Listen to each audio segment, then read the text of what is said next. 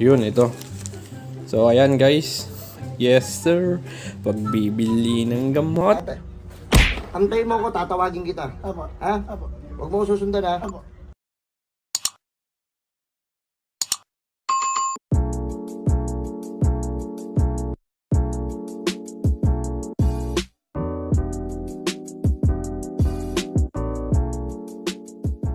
So yun nga, welcome back to my channel, and for today's vlog, bali bago tayo magdaro ng Pogs Texan, may gusto lang ipakita na short vlog para sa inyo kasi nga na-vlog ko na ito nakaraan pero short lang yung pinakita ko.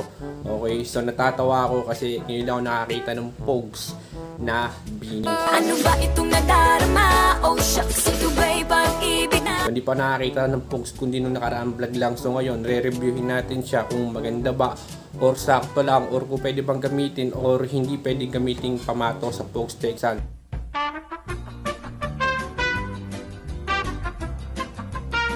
So yun na nga guys, bali hindi na natin papatagalin to, umpisa na natin yung vlog na to. So kung bakit nandito tong Pogs collection na binigay sa atin ni Celestine, kasi dito ko nilagay yung Pogs na bini. Okay, yan. Yun, ito. So ayan guys. Yes sir, pagbibili ng gamot, siguraduhin mo lang. Yun, love ya. Antayin mo ako, tatawagin kita. Apo. Ha? Apo. Huwag mo ko susundan, ha? Apo. Babasagin ko yung mukha mo. Yun, love yan. Baka bini yan. Hindi to bini na malupitan guys, kundi legit na bini to guys. So ayan yung kanyang likod, and then ito yung kanyang harap. So hindi ko siya kilala guys. Comment down below kung sino to sa member ng bini, kasi nga ay di ako pa ng bini. Okay, so panahon ng Girls' Generation at BTS at sila Jonggigo, basta marami akong pero ito ay magaling sila, magaling. Okay, hindi natin sila babash, magaling sila. So sobrang natural, sobrang talented din, magaganda rin, pero hindi nga ako pan nila. Okay, so wag tayo boss yun guys. So dito tayo sa kanyang texture naman, tayo dito sa pinaka parang naman tayo sa pinaka rating sa mag-rate tayo. Okay, so ito yung kanyang kapal.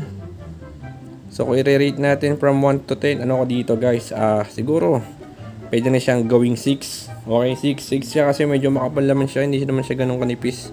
Okay, then pagdating naman dito sa kanyang likod, okay, madali siyang makita, madali siyang matandaan kung harap ba o likod. So kung tatanungin nyo ako guys, boss, baka pwede bang gamitin pamato yan sa Pogs Texan? So ako, base sa shape niya tsaka sa laki ng pagka-Pogs niya, tingin ko pwede siyang gamitin pamato sa Pogs Texan. Okay, so opinion ko lang yung guys, kasi lahat naman ng Pogs pwedeng gamitin pamato.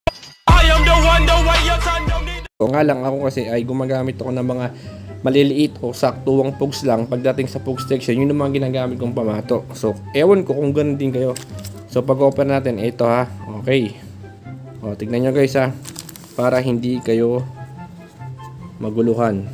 Ito ay Pogs. So kung ilalagay natin yung bini Pogs dyan, makikita nyo na meron siyang sobra. Kita nyo guys, diba? So malaki siya compare dito sa bini Pogs.